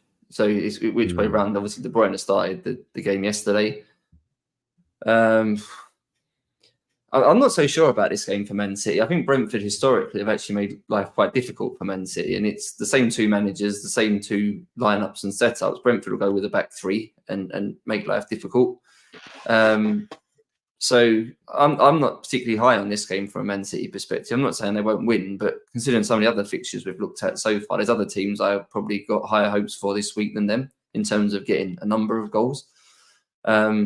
So certainly no interest, I don't think, in captaining anyone from this game. Even if I knew Haaland was definitely starting this and I own him, I still don't think I'd captain him over some other options we've spoken about earlier. Again, a bit like Forest, is a case of perception. I think Brentford are obviously getting there now. Tony being back's a big sort of help to them getting up the pitch and being a transition threat and having a presence. A few other players, I think, are coming back as well. So their team is getting more like the Brentford we've had from recent seasons. Maybe not quite there yet, but they've certainly got it in them to play a sort of a direct style and transition and counter press to make life difficult. So I personally don't think there's many goals in this game from a Man City perspective. This may actually end up being a draw. That would be lovely if that happened. Manchester City have the most shots per 90 in the last 6. They're averaging almost 18 shots per 90. They also have the most goals. They have 15 goals in the last 6 away games. So I think that's where a lot of the data is coming from. And then when you kind of like when you go to the tactics part of it, Brentford, you know, lining up in their back five, I think if Haaland is healthy, he starts independently of whether KDB starts or not. I don't think it's like either Haaland or KDB. I think De Bruyne is going to be starting for a little while to get match fitness up for the more important games. Like when you don't play for a long time, what happens is the games, like, it speeds up in your head. So when you go to play, everything's still quite fast, and you can see how De Bruyne, everything he's doing it a little bit at an accelerated rate, because everything he sees around him, he feels like it's super fast. You want the game to slow down, and the only way to do that is to get some game time. And Haaland, I mean, Pep has been pretty consistent with him. If he's healthy, he plays. So I don't think there's any like rest for future or anything like that. And I don't think this is a straightforward game like Craig was saying. I think Brentford will be tricky at home, playing a deep back five and breaking with Tony. But I think this game lines up really nicely for Kevin De Bruyne, attacking that back five and getting him in between the center mids, in between like Nørgaard and Ethan Pinnock, or like between Ethan Pinnock and Nathan Collins, who will be the right center back. I think it just lines up really nicely for De Bruyne, as especially if Haaland plays. If Haaland plays, Haaland will occupy the back three and open up space for Kevin De Bruyne. So I currently have Foden and Alvarez, and yeah, I still haven't decided what I'll be doing there, but I would love to get Haaland back this week. So the only problem then is, like, do you really sell Solanke when he's home against Forest, or sell Alvarez himself? It doesn't feel right. So I'll probably be making that decision right up until the wire on Saturday, and just hope that I have a better decision-making process than I did last week, where I rolled and all the players I was going to buy got points and Palmer blanked. So I was going to buy any midfielder to bench Palmer. Every midfielder returned. I got a red arrow and Palmer didn't return. So yeah, it is what it is. I just want to get, in the interest of time, get to the last matchup, because I know we'll definitely be talking about City and Tony from Brentford as well when we get to the rest of the content. But before that, this is just a quick summary of all of Game Week 23's matchups. So I think maybe just reading out the top ones for this week. So top NetxG is actually Newcastle with 1.99, home to Luton. We have 1.93 Bournemouth home to Forest. We have 1.87 Man City away at Brentford, 1.85 Chelsea home to Wolves, and then tied on 1.81 Burnley home to Fulham and Arsenal home to Liverpool. So yeah, those are the Not top a week ones for there. Clean sheets. Doesn't look like it is. Nothing below one, like is there? No, the lowest one is 1.07, right? Palace away to Brighton. Damn. Yeah, no, it doesn't. The clean sheets don't look great here, do they, this week? I'm just trying to see. No. Yeah, who do I expect to get a clean sheet from my players? And yeah, I must say, maybe Tottenham against Everton, maybe Porro gets clean sheet, but that's a bit optimistic, I think. I'm scared I'm accidentally going to put the captaincy up on screen. So what I'm trying to do now is just check if what the next slide is, but I'm hoping it's not. So just to timestamp this for the podcast listeners as well. It's a summary, I think. Oh, it's a summary, yeah. Okay, so 1.27 in the Times, 1 minute 27. This is the Game Week 23 matchup summary. If you're listening to podcasts and you want to just come and see and pause it on the YouTube so you can get all the matchups that we talked about today in one go. There's also the FDR summary. So this one is also 1 minute 27 and 30 seconds this time. So just go 30 seconds forward. This is the FDR summary from Chris. So I'll just quickly read out FPL Mariners for the podcast. So for him, Newcastle's top as well, 5.9, attacking FDR at home to Luton. He then actually, interestingly, has Brighton home to Palace 4.2, Chelsea home to Wolves 4.1, Arsenal home to Liverpool 3.8. And then I'm trying to see if there's anyone else here. So he has Man City all the way down at 3.0. Okay, that is interesting. In terms of defensive FDR for the week, he has Newcastle home to Luton at 2.6. Strong defensive matchup of the week, it seems. And then it really drops off to Burnley home Fulham, as you said, defensively. So I can see why people are asking if Charlie Taylor's fit. If there was a game to play him, it's probably this one. But yeah, it's not looking good, bruv. That's what I would say. So let's get to the captaincy metric. 1 hour 28 in. I've started all your questions. There's like 20 questions we're going to go through at the end. Start getting your questions in if you've got any dilemmas ahead of game. Really quick, let me highlight one stat from Mariner there. Headed matchup, Brighton headed matchup, home Palace. That's the best one. Be something there. Who's going to be playing that's that? One. So it could be Dunk, could be Evan Ferguson. Yeah. So I guess could be Pascal Gross serving them in. So that's what I was about to say. So it's starting to add up to me. Like, this is the guy who's going to be taking all the set pieces against a team that is going to potentially concede them, and he may be on penalties if Pedro is out injured. Okay, that sounds scary. All right, so we'll go to the captaincy metric, and yeah, I'm interested to know in the chat. Let us know who you're captaining and whether you agree.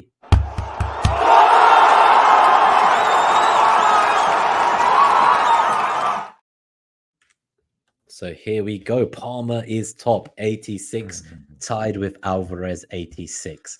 Solanke down to 82, Foden 80, and then there's a bit of a drop off to De Bruyne 75, Jesus 75, and then we go down to Tony's made an appearance up here very quickly. Martinelli, Saka, Sterling, Odegaard, Grealish, Bowen, Watkins, Cunha, Fernandez, Doku, and Richarlison. So for everyone on podcast, that is the top captaincy metric for Gameweek23. The small notes are that both De Bruyne and Tony have had adjusted minutes, which are both at 80 for De Bruyne and 90 for Tony. That would have brought them up this table. And Haaland is missing. So you're wondering where he is. It's not because of him not being a good captaincy option. It's the last 6 weeks that goes into the captaincy metric. That data hasn't been accounted for Haaland, and hence he's not here. So I think Gabe was saying we would imagine he'd probably be where Alvarez is if he had the data behind him and had it just returned from injury. So if you expect him to start, if you expect him to get good minutes, he could be up there in the top 3 picks of the week. Who are you boys on right now? I was on, trying to think, I was on Alvarez for a bit because I was gutted that I had Foden this game week, and so I put it on Alvarez. And then now I'm actually on Watkins temporarily while I think, Craig, you'll be happy to know. Doesn't look good for me. He's not really here, right? He's quite far down the captaincy metric.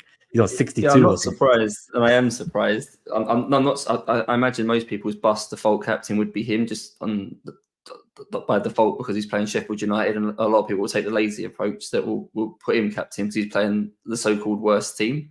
But I say his numbers and the way Villa are attacking at the moment aren't good, so I can see why this metric has him so low down. I would maybe quite surprised he's at 62, and I would have thought he's a better captain than Bowen and playing Man United, for example. I'm surprised he's quite that low down, but yeah, I don't have him, so he's not on my radar to captain. But I wouldn't captain him if I had him. Mine's currently on Solanke, but no clear reason. Just because fixture-wise, I thought he had the best game. His attacking numbers are quite good, and he's playing a team that's been quite weak defensively for a few weeks. But I'm certainly not set on that, and I'm open to be. I'm open for that to change if someone of you two convince me that something's better than that here. What are you feeling, Gabe? How's your bus team looking captain-wise? So my captaincy is it's been bouncing. We haven't even finished the game week. I'm already bouncing captaincies between Palmer and Gordon, and it's kind of like, for me it's a toss up between Palmer, Gordon, and De Bruyne, and I can't figure that one out. I think all 3 of them are great shouts, and I can see how they go wrong. Like Palmer doesn't get anything because Nkunku hogs everything against Wolves, right? And then Palmer blanks. Gordon doesn't get anything as the 9 because he's like stuck in all the traffic at the box, and he needs space. One of his strengths is speed, and he doesn't have room to run into. So maybe that goes wrong for Gordon.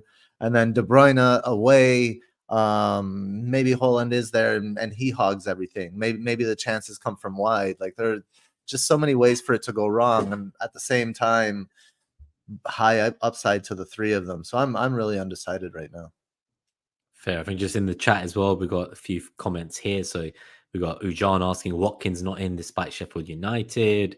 We got FPL Matty wins a lot. Would you captain De Bruyne? As I'm not going to be going for Haaland this week to bring him in the following week. I think I'd be very happy to captain De Bruyne this week personally. Elron says no Gordon or Trippier, and Claire says Watkins versus Sheffield was a fail earlier this season as captaincy. We kind of know lone strikers don't work against back 3s, and based on what we know at the moment, Cole Palmer could be a lone striker against the back 3. Ollie Watkins could be a lone striker against the back 3, and Anthony Gordon could be a lone striker against the back 3. So we don't know for definite yet where those players are going to play, but it's feasible at least that the 3 of them could be 1 versus 3, and historically that hasn't worked this year, which obviously is a negative towards all 3 of those options.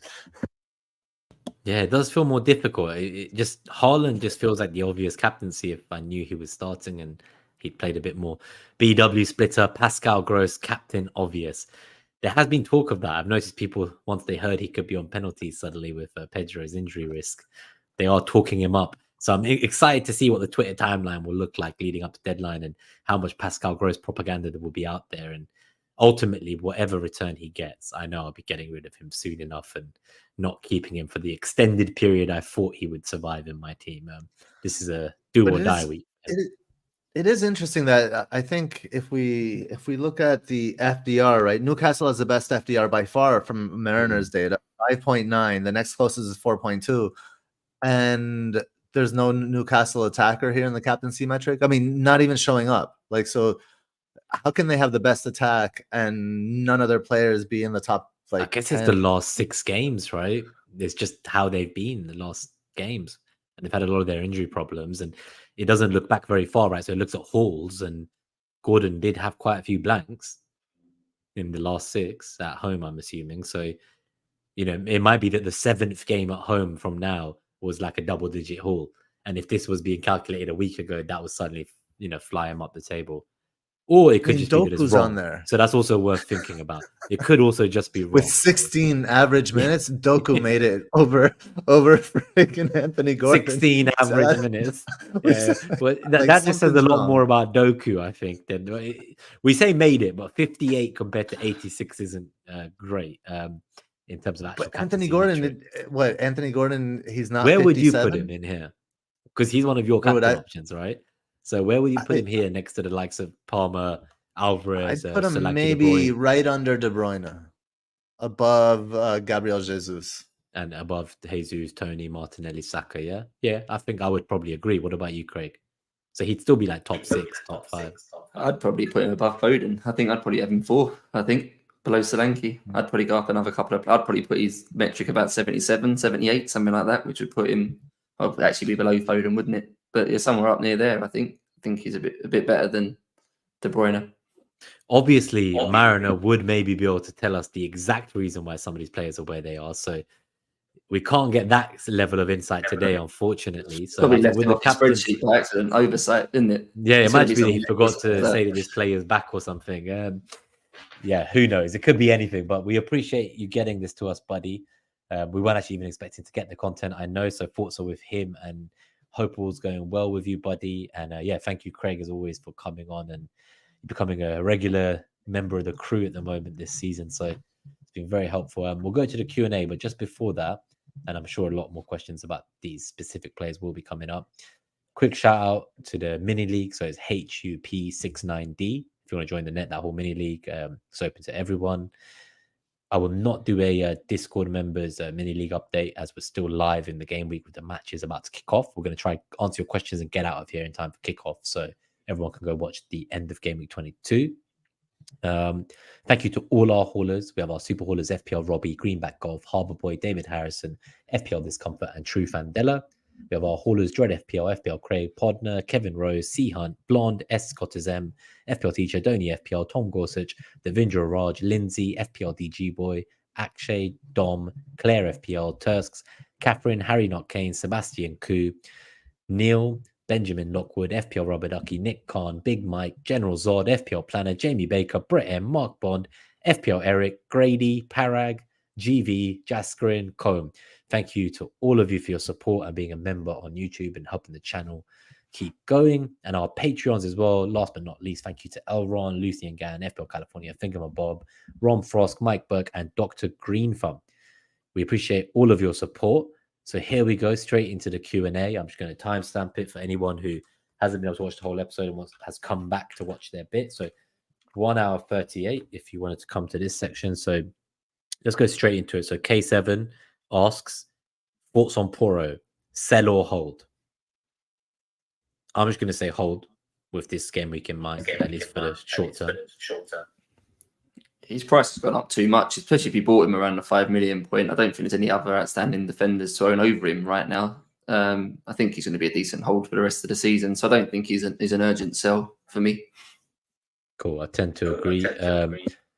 Just a quick one from the Discord before I do the rest of the ones from the live chats. We have Sebastian Koo. A couple of questions here. For forwards, they're asking, I'm thinking to restructure my forward line. Currently, it's Watkins, Solanke, and Raul. Who should I get first between Tony and Haaland? Or should I take a -4 to do Watkins plus Raul's to Tony and Haaland? So which of Tony or Haaland to get this week, or take the hit and get both? I think part of it depends on who the replacement option would be if you don't take the hit. Like who you'd be maybe benching a midfielder or something like that. But I don't know. I don't know if the hit is worth it. I don't like. I don't know. I'm a little I biased don't because think I'd I keep haven't them liked both. once for. I wouldn't sell Watkins for -4. As much as I've spoken quite negatively of him in this pod, I still think he's not worth a hit for Tony or Haaland.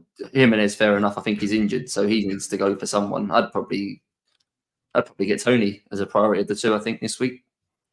Yeah. Okay. Perfect. And then for midfielders, should I sell Bernardo for Jota, Elise, Eze, Gordon?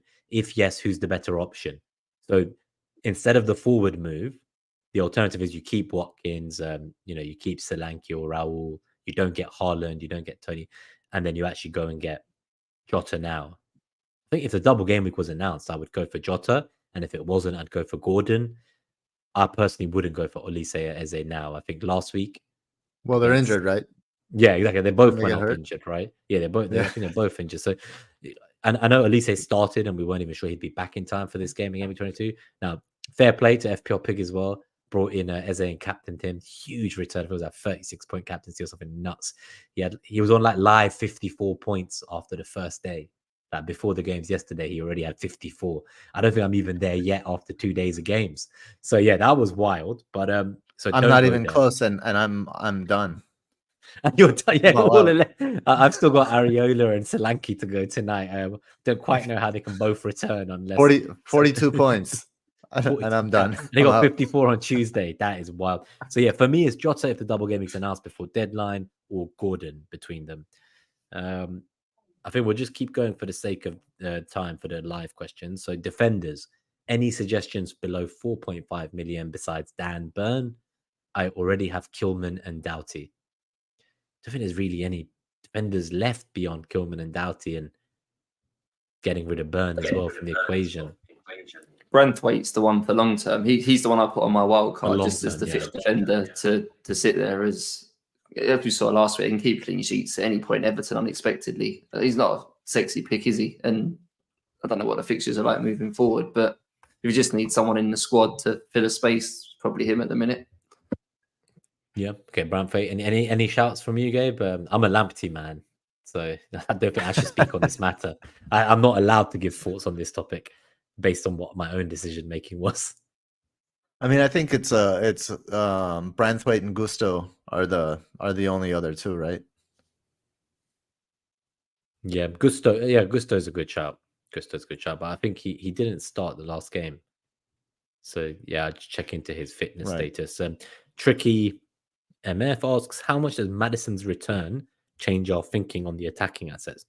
I think we answered this earlier, essentially, when you guys both perhaps felt that Maddison was the buy now if you were buying one. And if you had Richarlison still with Son gone, it's only a good thing for him. But yeah, if you were buying now, I think we said we'd all probably go for Maddison was the consensus. I expect Maddison to emerge as the standout pick for attackers at Spurs. Cool. So we've got Claire FPL. I'm planning to get rid of Kulusevski this week. Is the priority De Bruyne or Jota? I think it depends on what captaincy options you have. If you're happy with your captaincy this week and Jota gets a double game week, I'd go there.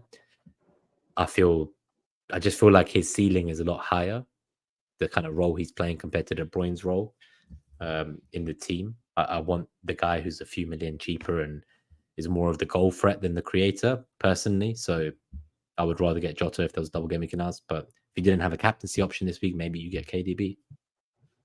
What do you guys reckon? Would you get Jota regardless of a double game week? I like him more than KDB overall, but it just depends on your financials, I think. De Bruyne's got a double booked in and the game in 26. He's potentially got 3 fixtures over 1 over Jota coming up. So I think that makes him the priority, but not at the expense of tearing your team apart to do it. I don't know if you can afford it in one move and still get other things you want done, then I would do that.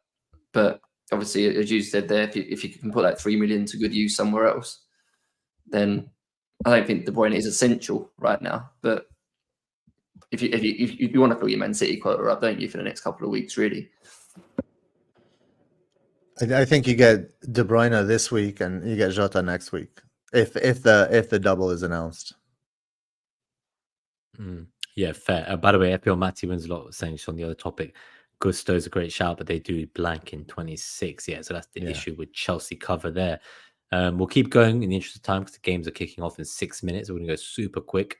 Anything that we've already answered, I'll just kind of signpost you to say the timestamps for the specific matchups are going to be live straight after this. So you'll be able to find the correct ones. So we have Comar's triple gaming for Liverpool later on. So just on that very high level answer, someone put out something showing what a Liverpool triple gaming could look like if they get into the finals of every cup they're in. And if it doesn't get scheduled for 25. And it was a triple in 37 with like 2 days between each of the 3 Prem games. Then the Game Week 38 game, then another final, then the Europa final. It looked pretty nuts, I'm going to be honest with you. And that's why everyone's so convinced it will happen in double Game Week 25, because you would hope the Premier League and the planners there have enough foresight to be as cautious as the likes of the FPL community in knowing what the risks are of not planning it now. We're running out of time, but I'm pretty confident. Ben Crennan still put out a tweet now. He says 75% that it will be announced tomorrow still. It was 90% earlier. I think James from Planet FPL had said it was like 90% and it would go down by like 1 or 2% for every hour we don't hear it since then. I'll save my triple captaincy chip then just in case I need to put on Allison. Imagine, yeah, that'd be crazy, right? Yeah, get Allison, triple game week, only one who plays all 3 clean sheets. Imagine, wow, that would be I would quit FPL after that. It would be too good. You couldn't top it ever again. So these ones are going to be quick fire. I'll take this one from you, Gabe, and then I'll alternate from you guys. So K7 says, who to bench? Bowen, Foden, Gordon, Palmer, Richarlison, Solanke. Bowen. I think it's between Bowen and Foden for me. Yeah, Bowen for me. Yeah, I have to go Bowen. I hate to say it. What else do we have? We have Tricky MF asks, is Gordon outperforming XG? Do we feel that Gordon is outperforming? And will it be beneficial in the long run? Because, you know, when people like Son overperform, we always say it's because he's obviously a world-class finisher. So it depends how you want to paint your narrative. Is Gordon suddenly a really great finisher now? I don't know that Gordon, I don't know whether he is outperforming his XG or not, but he's not outperforming the eye test. So like his production is matching what you see when you watch him. I would say one of the best assets in the game. Cool. And just on that, his XG on the FPL website is 5.9 and he's had 7 goals. So not by much, like 1 goal here or there. Stewie asks, bench Saka or Foden? That is really tough. I would always go with the home player starting. So I would bench Foden personally. And Saka's my only attacking Arsenal player. And, you know, most people now at this stage have 2 or 3 City attackers. So I would just do Foden and pray he gets random reduced minutes with so many players fit. That would be my plan. This was for you, Saka. Oh, this wasn't like an FPL question. This was more about Saka playing against Gomez and how that matchup would be impacted from Combe. So someone had said Gomez is going to pocket Saka. So I guess we'll wait and see. I would bench Saka in that scenario. Liverpool is one of probably the toughest games you can have in a season. So yeah. And Arsenal's not going to be running up the score or anything. Whereas no, it won't be running up the score. Right? City might. There's potential. The upside, yeah, for the amount of actual returns the team is going to get. Yeah, that's true. So Ujan says, I did not copy Andy Martin, but I've somehow still have Bernardo Silva. So do you guys have any thoughts on Bernardo Silva? Just like quick fire, like I guess keep, sell, buy, and just generally, how do you see him fitting in with all these players back fit? Sell. Yeah, probably sell. It's too easy to end up with good teams, but thinking you can justify it by having the weaker players. And I think he's an example of that. Not weaker in terms of football ability, weaker in terms of fantasy. As an FPL, I say, yeah, like as the player, these are great players. It's like gross. I love the player, but I just don't believe it's an FPL pick long term. The thing is, but Bernardo Silva is dropping more to help progress the ball, and sometimes he'll drop into like left back or right back to help do that, and he's doing that more and more. And now with De Bruyne in there, I think that I've seen De Bruyne higher up the pitch and Silva a little bit further back. Now he can always play that right wing, but you don't know when that's going to happen or if they'll even go to that wing to attack, since they usually attack from the left anyway. So I think, but I still believe in Doku, even though he's I guess lesser asset from that team. Fair. Just no clean sheet again for Man City. Blue Danny Joe obviously lost it at the death. Don't see it away at Brentford with Tony. No, I don't see it. Jake Durham asked, do we think Foden and or Alvarez will be rested, or will Doku be rested and Grealish play? I don't think either Foden or Alvarez are going to be rested. I think they're going to both be in the lineup personally. Doku, I think maybe Grealish could play ahead of him. Maybe he could. Yeah, don't second guess Pep. You saw the team yesterday. You wouldn't have predicted that, would you? With that defense particularly. So I'm not going to waste the time. The one thing, City fans do believe that Doku's better suited to play Brentford. Most of them thought that Doku would play Brentford this time, and they play in like 3 weeks as well, right? But again, like Craig is right. You can't predict Pep. Fair enough. We've got a few more, and then the matches have kicked off, so it'll be very quick here. Stewie asked, Trippier captain, home to Luton. Not for me. I'm not really a defender captainer, but I've seen a lot of big James and Trent captaincies in the past. Cancelo even. Not for me. If you are that type of person who's captained the players I've just said in prior seasons, this is probably the week to do it for Trippier. Me personally, I'm just not looking to captain a defender. Would you bench Richarlison, Foden, or Saka this week, and why? I think we'd said Saka, so we'll just stick with that, Jamil. And the why is probably going to be in the matchups for those specific players and their respective teams. If you go and check, we would have definitely covered that. Aman Khan, should I bring in Trippier or Gordon to cover Joao Pedro's injury? If Pedro is definitely out, a defender or a midfielder to cover for a forward. So I know, but I'm guessing it's to bench Pedro. I'm guessing the money isn't there to do Pedro to like a striker they actually want, or they have all the other strikers they want, so they're willing to ride that out. Maybe they have a defender or midfielder that is injured and Gordon over Trippier for me.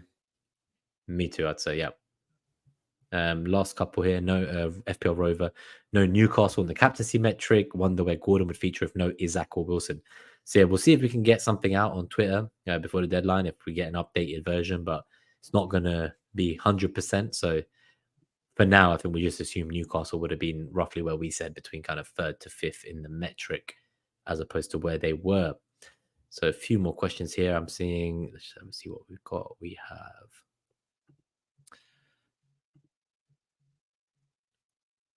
there's news. Might be Bournemouth double game week 25. Oh, my Bournemouth versus Luton moving to game week 25 and not Liverpool versus Luton. Sell Bernardo Silva for who? I'll answer that in a second. Might be Bournemouth double. I guess I'm bringing Solanke back after selling him on my wildcard. So it looks like I won't be doing Solanke to Haaland. Yeah, it won't be doing Solanke to Haaland. Yeah, so I guess the main change then for everyone, I'll just quickly answer the Bernardo Silva question. Who I would be looking to get, ideally, if you want to stay in the City fold, I'd be looking to get De Bruyne if you can afford him long term, and if you believe Salah's not fully fit and he's now not maybe going to get a double. If the double is Bournemouth and Luton and not Liverpool, I think you don't need that Salah funds. And even me as a Salah holder, I will sell him. I would probably just go straight to De Bruyne and cap him this week. So Haaland, I think, can wait. And therefore, if you can get Bernardo Silva all the way up to De Bruyne, do it. If you can't, we said Gordon, right? And Liverpool get a double, maybe Jota. So I think that's our answers there. Everyone keep an eye out for news. Hopefully by the end of tomorrow on Friday, they will have announced the double gaming for whoever it is. But it looks like the news is creeping out now. Thank you, Craig, for joining us. Everyone can find Craig on X or Twitter on manonpod_Craig. Thank you, Gabriel, as always. We're going to get out of here just in under 2 hours. Everyone can go watch the matches. Good luck for the rest of Game Week 22, guys. We should be reverting to a Wednesday schedule, I think, like 6 p.m. UK Wednesday, like most weeks going forwards, hopefully, for the matchups shows themselves, because now we have like a Saturday deadline, at least for the next month or even for a few more months. There's only one weekend without Premier League football between now and the end of the season, so I'm very excited about the rest of the FPL season ahead. And yeah, good luck, everyone. Have a great time. Enjoy the matches tonight. And yeah, we'll be back soon. Peace, guys. Thank you, Craig, as well. See you all next time. Take care.